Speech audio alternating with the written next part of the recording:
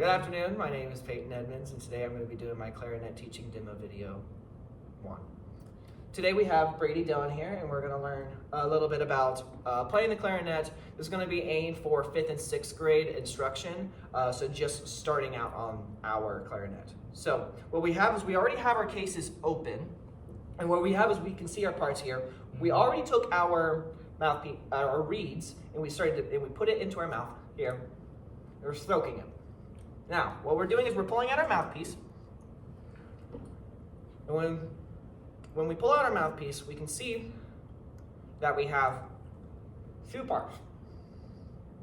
We have the big old piece. This is going to be our headpiece, our mouthpiece.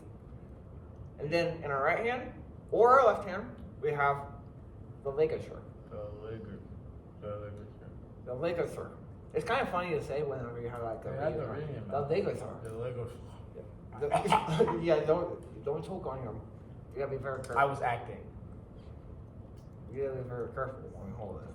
Now, hopefully by now our mouthpiece shouldn't be super soak, but it's pretty damp enough to where we can go ahead and start using it. Mildly moistened. Right.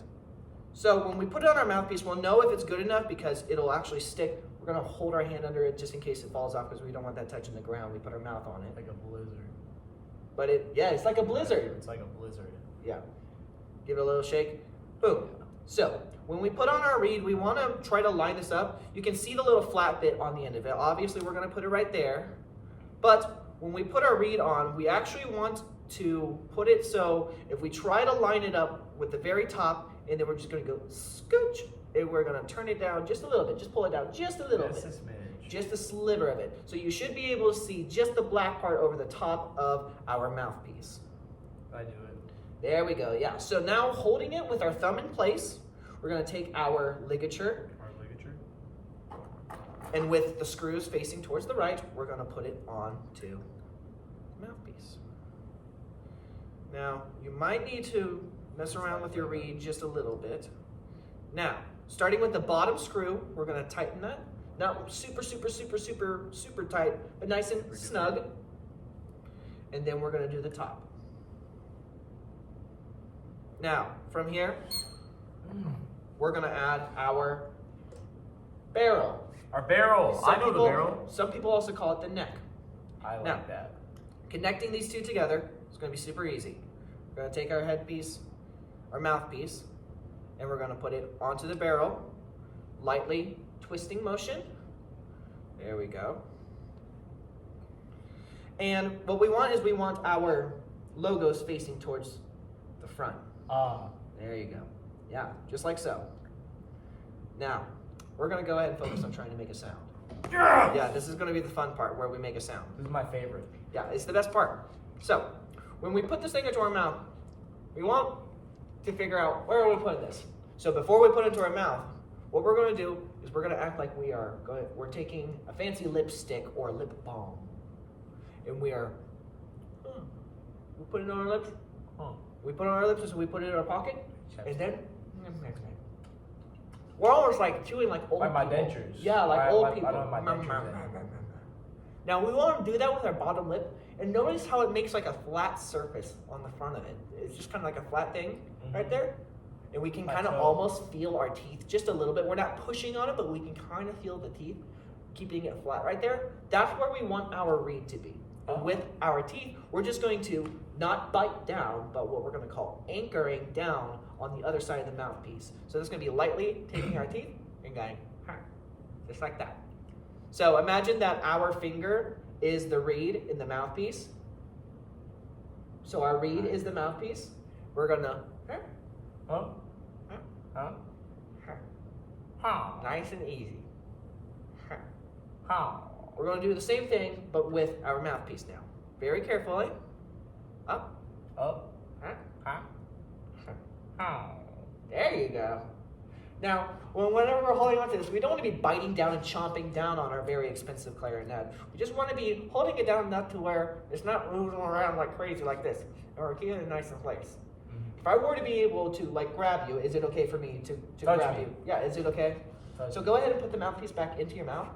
And the goal is for you to keep it stiff. You shouldn't be able to move around. There you go. That's very nice. We don't want it to be like able to like go like all crazy. Yeah, you get what I'm talking about. We're just keeping it nice and stiff because if we have like a earthquake, we're not stopping the music.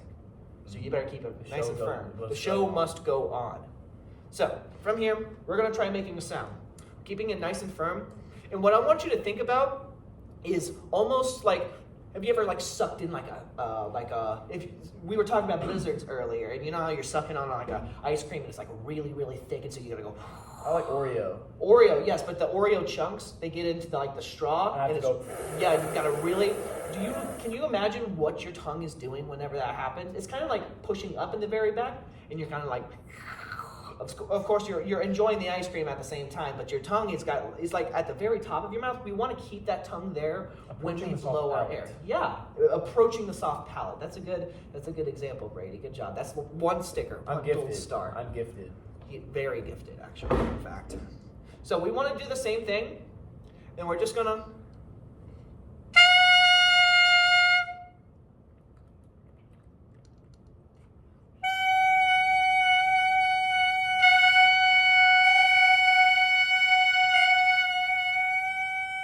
Actually wonderful. Now there's a couple problems that people might have the mistakes of doing. One thing could be not anchoring down at all, which gets you don't have like a firm seal, which is really difficult. Another problem that people have is having the mouthpiece too far in or not far in enough versus it's not fun. We don't want to make that kind of noise. So we need to figure out where we're putting it to create that seal on the mouthpiece. So if we shine our mouthpiece up into the sky, we gaze at it just a little bit. Like Willem Dafoe, that one where he's like. Yeah, he's like. Yeah, like that. We're gonna look up at our mouthpiece and we're gonna try to find where the reed touches the mouthpiece. That's where we want our bottom lip to set. Let's try doing that and creating a nice firm. We're keeping it nice and engaged. We're anchoring down nicely. We're keeping a nice angle of about 45 degrees or so. Keeping it nice and closed.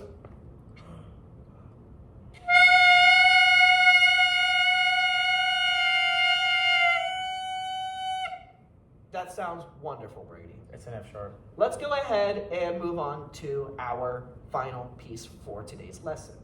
Wait. It's not going to be the bell. No! No. It's actually going to be our top joint. Let's be appropriate, okay? Sorry, I'm sorry. It's all right. It's okay. We're having a stressful night here. It's okay.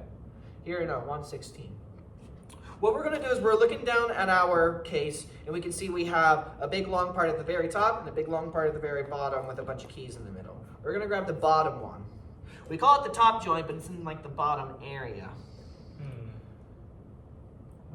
Now, what we're going to do is carefully, we don't want to press down on the rods or the keys, so any of the metal bits, but we want to do the same thing that we did earlier. Twist and push, twist and push, twist and push, twist and push. Wonderful. I actually kind of like that. It's twist and push and push. And row. Oh, we're rowing the boat now? Okay, let's stay back on the lesson topic today. It's all right. It's all right. So what we want is we want the logo to line up. To the logo, to line up. So logo, to logo, to logo. What if I don't have logo? If you don't have a logo, that's totally fine. Then imagine taking your logo from the very top or the very middle and shooting a line straight down the keys. Straight down the keys. Oh, I did it. There we go. Now, let's go ahead and try to make an open sound just with this. So by the neck. Yes, there we go. You all right?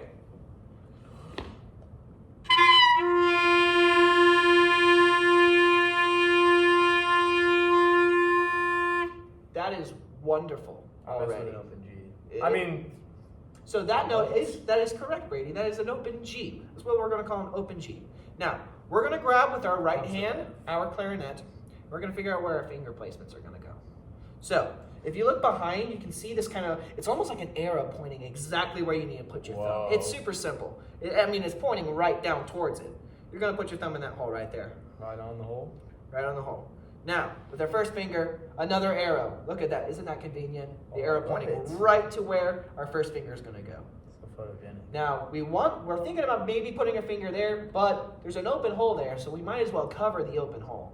Yeah, might we're as gonna well. we're gonna cover that open hole again. So we're putting down our second finger. Second finger. And then, where does our third finger go? So conveniently placed right on that last hole. You're very, very close. Oh! Very, very, very, very close. It's going to be that last hole. We want to seal all our holes. So we just went from an open G to a bunch of closed notes. So this is going to be, the note that we're playing is going to be a C. This is what it sounds like.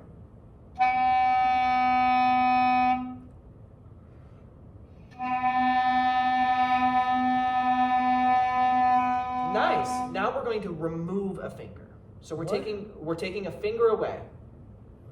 Let's play this note.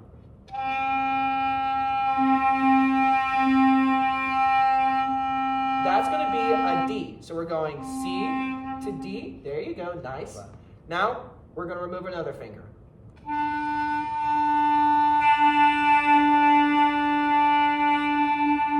And can you guess? So if this was C and this was D, what would this be? What note could this possibly be? E. That is wonderful. So we got C, we got D, and we got E. And now quick pop quiz. What is everything open? Oh man, it's my favorite note. It's G. It's G. That's right. So if we have an open G, we have all of them closed. C, D, E. We're going to play a little song. I want you to repeat after me. We're going to count it out first. So we're just going to go 1, 2, 3. 1, 2, 3, 3, 2, 2, 2, 2. 1, 2, 3. This is what it sounds like. Wait, I know this one.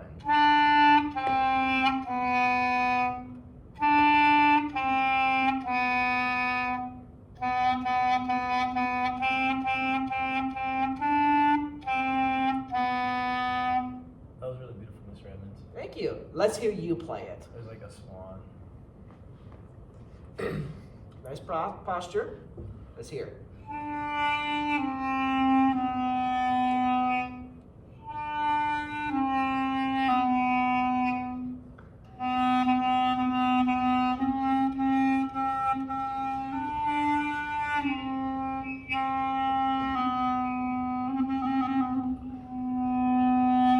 Now that was beautiful.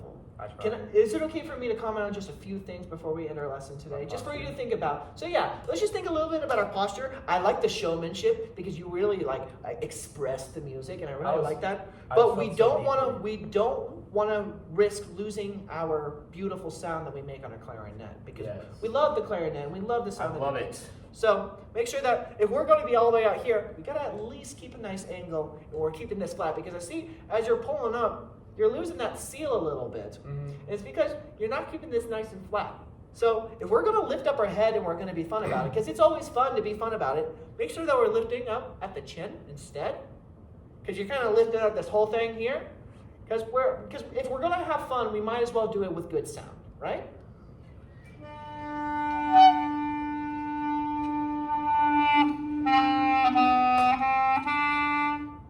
Isn't that wonderful? And so now we're still making a great sound, but we're also having a bit of fun with it. So you can be expressive because I encourage you to be expressive because that's how we make music. That's why we do it. That's why we do it. That's why we do it.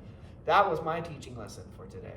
Thank you so much for watching and enjoying, and I hope that you possibly learn a little bit of something. Thank you, Mr. Dillon.